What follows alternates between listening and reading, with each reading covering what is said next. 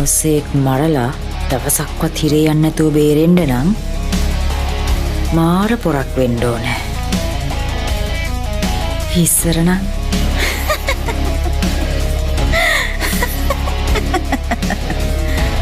මට මාර පොරක්. දැන් හරිනේ. මගේ ජීවිතේ මම කරපු වැරදි 10ක් ආපහු හදාගන්න අවස්ථාව දෙනවනම් ඒ 10 පාරම මම හදන්නේ ඊළඟට මගේ අතින් වෙච්ච වැරද්ද. ඒක උනේ කේන්තියෙන්ද. හැබැයි මට ඉවසන්න තිබුණා.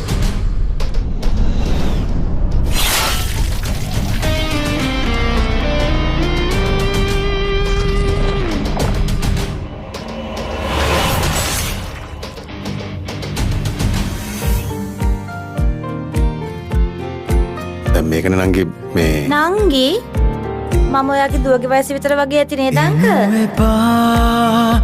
ආයේ ඇගේ සුවඳ නැති හුළඟවත් මට එපා ආයේ වෙන කෙනෙකුගේ හුළඟවත් සුදු වැලි දමා ගිය මග දිගේ ආයෙමත් මාසොයා අතැගිලි බැදන් ඉස්සර වගේ මහා හිනැහි.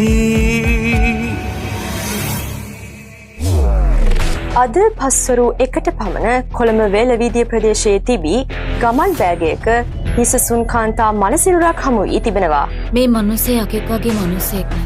අයිසේ තමුසෙමනි කිව්වේ ආදරේ කරුමයක් නම් අයින් කළා දාන්න ඕනේ කියලා. මරලා දාන්න ඕනේ කියලා. ඉතින් මේ ඒ ආදරේ නෙමෙයිද?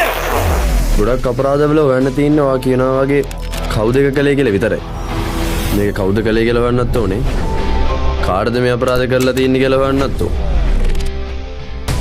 මෙම තරුණිය ආහාර ලබාගෙන පැය 2ක 3ක විතර කාලයක අතර තමයි මෙම මරණය සිද්ධ වෙලා තියෙන්නේ. සබෙල්ල කපපු තැන shopping bag තියලා bedsheet වලින් ඔතලා traveling bag එකක් ඇතුලේ පැක් කරනවා කියන්නේ සර් ඒක හරි ඉවසීමෙන් කරපු වැඩක්.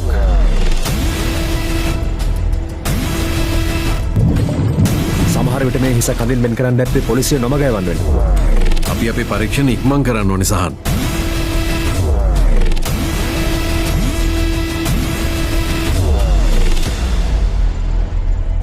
දැන් ඉතින් මොනවා හෙව්වත් බේරෙන්න හම්බෙන්නේ නැහැ.